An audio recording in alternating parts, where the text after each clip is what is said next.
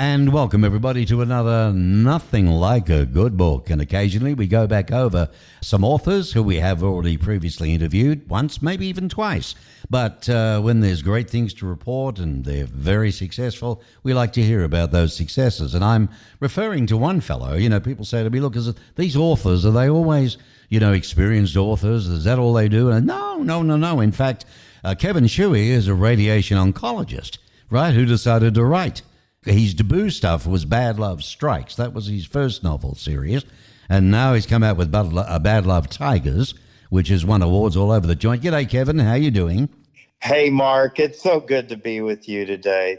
Listen, what's the latest? I mean, the last time we talked, you'd won awards. I think it was Indonesia, Japan, God knows where, all over a lot of countries around the globe. What's been happening since now?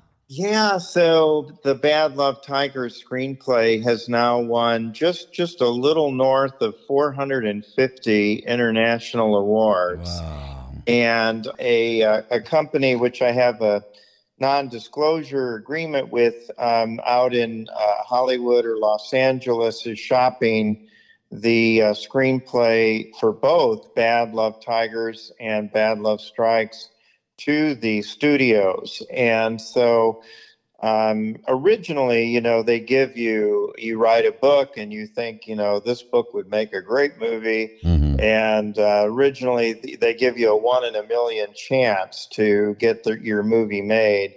But at the present time, and this is kind of breathtaking, they're telling me I have about a 1 in 5 chance of getting this book series turned into either a Netflix type series or a motion picture. Right. Well, 1 in 5. I mean, you've won all these awards, as far as the screenplay is concerned. Surely producers and investors, the film houses themselves, wouldn't they be excited about? I mean, this is a massive amount of awards internationally, 450 of them. Doesn't that sort of give them the impetus to think, well, this is going to be a winner. We'll definitely make our money back at least, Well, I think that's why this unnamed company has picked me up to shop the screenplays to the studios. So I think it cleared that hurdle. I think, Mark, with the studios, they've been through a rough time. I mean, Hollywood is really struggling a bit. And I think, going through COVID-19 and people not going to the theaters and now trying to get them back, they've been pretty much going with known entities. And so, Bad Love Strikes, Bad Love Tigers, the Bad Love series, it would be something brand new for Hollywood. And in my opinion, it would be brand new and refreshing and filled with hope and youth and laughter and music and all these things with science fiction and time travel. It would be good. There's no doubt about it. You've just got to get the right one. I mean, look at J.K. Rowling. Who the heck had thought Harry Potter would be as big as what it would be? And that was unique in its own niche. Yours is unique in its own niche, very much so. And you got Wicked coming out, winning all these awards, a bit of a take on The Wizard of Oz. Right. I mean, if they're going to spend that sort of stuff. But it is interesting because I have a show on my network done by some people about movies, what sells, what isn't, and all the rest of it. And the reality is at the moment, there's two things that are going. And one seems to be horror, but it also seems to be smaller budget films. And that's the irony. They are the ones making the money, not the big ones.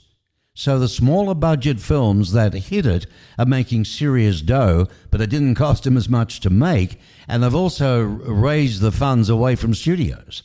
So interestingly, I believe what you've got is amazing, and I believe it would be a wonderful spectacle, both into a TV series, I think, and also, later on a feature film, or maybe they want Vicky Berker, I don't know. But I think you'll get there, Kevin. It's amazing. Bad Love Tigers.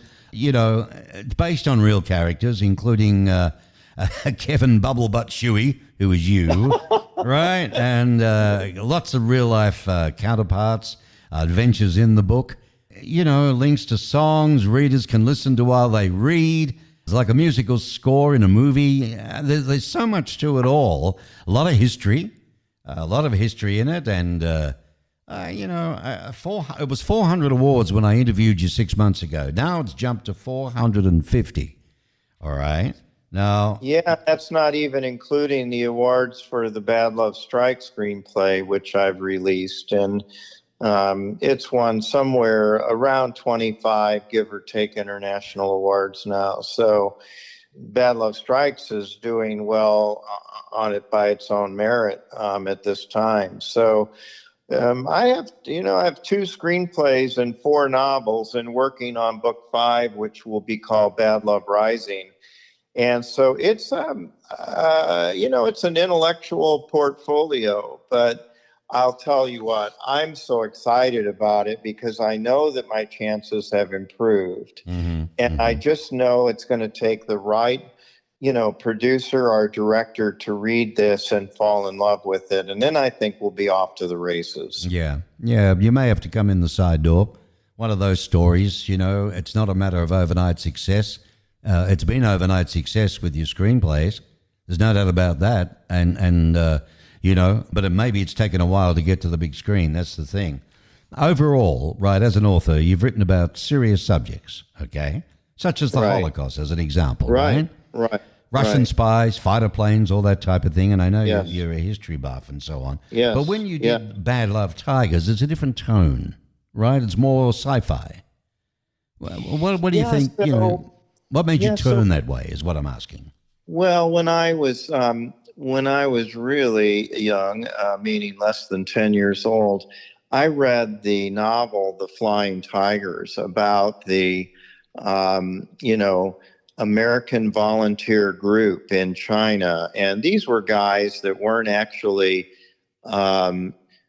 formally in the military. They were volunteering and getting paid to fly P-40 Warhawks on behalf of the Chinese against the Japanese. And their leader was General Claire Chennault.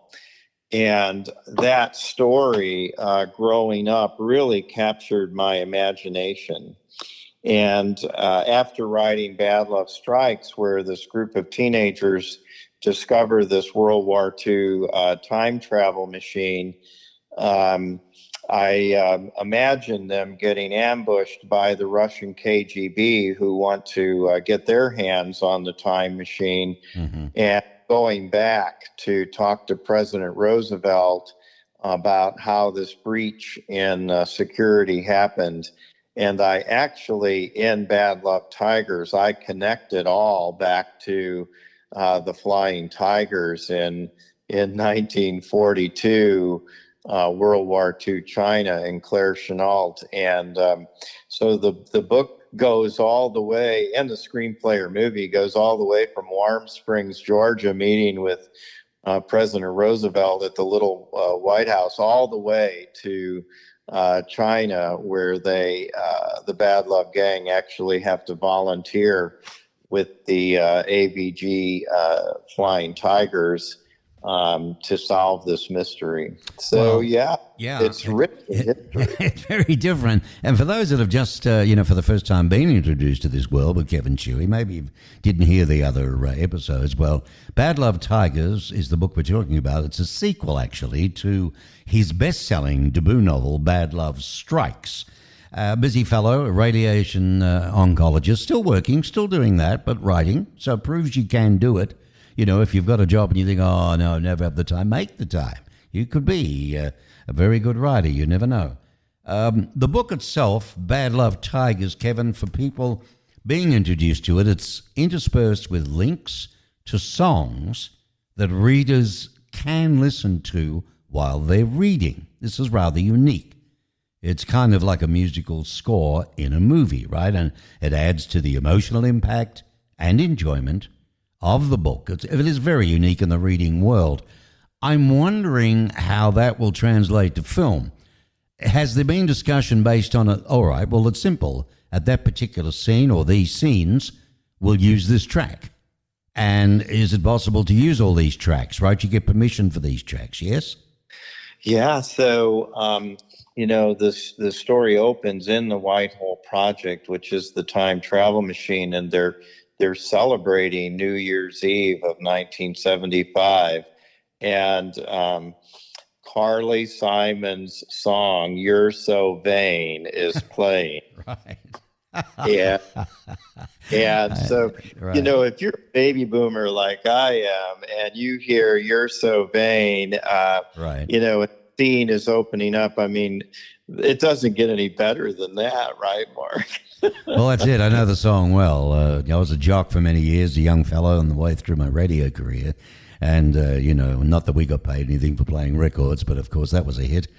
Even in Australia, of course, everything American was big in Australia, really. What surprises me, though, America never heard of Cliff Richard. Huge in England, huge in Australia, and around the world, but never cracked it in America, which is surprising. Now, the book itself, dedicated to your sister, how was she, again, the big influence in your story? Well, Kathy and I, that's my oldest sister. We were just fans of time travel when we were knee-high to a puddle duck and growing up together. And anything time travel related, we would be glued to the TV watching. And as you know, I'm a cancer specialist. Well, Kathy was diagnosed with stage 3 triple negative breast cancer 6+ years ago. And I did not personally treat my own sister, but I certainly supervised all the treatment that she went through. And I'm glad to say that she is in a continuous remission, also known as being cured, because it's now been more than 5 years since she was treated. And so all of this is happening, and I had started writing the book. And it took me 90 days to write the book. And I went back and I looked, in all of my notes. And I had started writing that book on Kathy's birthday. And I honestly, Mark, didn't even realize that I had done that. And so very coincidental, yeah. Yeah, I had to dedicate the book to Kathy, and so I'm very relieved and proud to say that she's in a continuous remission. Wonderful news to hear. That's great. And I think you've given people who do hear this maybe have a relative, a wife, a mother, whatever, but a sister. There's hope, isn't there, Kevin? It's never a write-off. That's right. So anyway, but here I am. I'm talking to you from the clinic, and I'm in the middle of a day of taking care of cancer patients. We've got about 7 minutes left before your next patient is due, so we better. What did I want to ask you? Your other businesses, well, we know what you're doing there. 450 awards. Now, well, I would like to ask you about the next book. I mean, you're writing a sequel to Bad Love Tigers. You touched on it before. Do you want to tell us any more? Well, I've written Bad Love Beyond and Bad Love Medicine, are books 3 and 4. And just this week, Mark, and you or the audience could Google this, but Bad Love Medicine, which is book 4, and that's actually where the Bad Love Gang deliver cancer-saving medicine to one of the characters during World War II. I see. Who they find out will develop breast cancer later in life. And so they deliver they're able to find her and deliver a genetic fix for her future breast cancer. But at any rate, Bad Love Medicine just won first place in the Australian BREW Fiction Book Excellence Awards. And this is called the Chrysalis Book Review and Everything Written, our BREW Project. And it's an Australian-based global platform for books. And Bad Love Medicine has won first place in the time travel category. And so we just had a national press release about that literally yesterday. And so, it's not just the screenplays that are winning awards, but the books are. And the book number 5 that I've started, I'll tease you just a tad. That one is called Bad Love Rising. and it features Marilyn Monroe and President John F. Kennedy, and Kennedy's relationship with the Israelis as the atomic age was evolving. And all of those things are tied together in a very interesting historic way. Well, very interesting. Well done on the Australian thing. That's nice to hear. What was it called? The Chrysalis Awards? It's called the Australian BREW Award. BREW standing for books, reviews, and everything written. But it's the Chrysalis Brew Awards out of Australia. Well done. So, you're planning a trip down there at all? Oh, I wish. Yeah. You know, you can't just travel over to Florida in a long weekend. Yeah, I know. It's, you need a little bit of time, but maybe if you took a month off and toured the country doing book tours, imagine that. Yeah, no, I would love that. But it's an awesome award, and the books are continuing to do very well. So that's fantastic. This is just a matter of time, Mark. You and I are going to be visiting the next time about so and so or such and such a studio producer director have signed on to feature Bad Love Strikes and Bad Love Tigers on the big screen or on Netflix, but that's going to be our next interview. All right, my friend. In the last couple of minutes we got left, I wish you luck on that. I'd love to see yours on the big screen. I know the theaters are going through a tough time. A lot of it's been streaming, but it's starting to sort itself out as well. And nothing replaces going to the movies with the sound and the big screen when the right thing is showing. And I truly believe with what you've written with Bad Love Tigers and the whole melee of these books, they'd be fantastic on the big screen. And even though eventually, they can go to Netflix or who knows where they could end up, and you've got big screens at home and woofers and all this jazz, it'll still be great. But I'd love to see it come out on the big screen initially because I think they belong to that, a mind-blowing, historically correct time travel adventure. Well, so Mark Bishop is going to get a front row seat. Let me tell you that. Oh, well, I'd appreciate it, my friend. I'd appreciate it. So Kevin Schewe, author of Bad Love Tigers, and coming up with, out now, Bad Love Beyond and Bad Love Medicine. That'd be interesting. Everything people say, well, why are they all called bad love? Why, what's the deal with this bad love? It's all good news. Well, let me tell your audience where they can find these. So I do have a really interesting website at www.kevin, Kevin, Schewe, Schewe. And there's a tab there where you can go to Amazon or Barnes & Noble and get the books in hardcover, softcover. They're on Amazon Audible, and they're on Nook and Kindle. And so any way you want to, read those, it's available, or listen to them on Audible. So www.kevinschewe.com. Right, .com, that's right. KevinSchewe.com, SCHEWE, dub. All right, Kev, you've got your patient coming in now. Don't keep them waiting. Your service is excellent. And it must be fascinating. One mind is on all of this with an interview, and now we get back to business. It was lovely speaking with you again, mate. That's life. It's my life, and I have such an interesting life, and I think for your listenership, I could be retired right now age-wise, but here I am still practicing medicine and writing books and screenplays.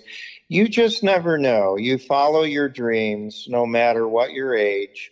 And I think age is just a number. That's all it is. I totally agree with you, my friend. I totally agree with you because that's what it's all about. I haven't finished my list yet, and my wife gets upset with me because she just wants me to retire and travel and all that jazz. And I'm saying, hey, I've still got a couple of things to do work-wise in the bucket list I've always wanted to do or be, and that's my focus for now, but if you drop dead tomorrow, then so be it. But you're right. Yeah. You've got to live and love what you love doing and go on with all of that. Listen, you got to go. Thanks, Kevin. I really appreciate it, and we'll talk again soon. Kevin Schewe, ladies and gentlemen, on Nothing Like a Good Book. See you, mate. All right. Thanks so much. Bye-bye.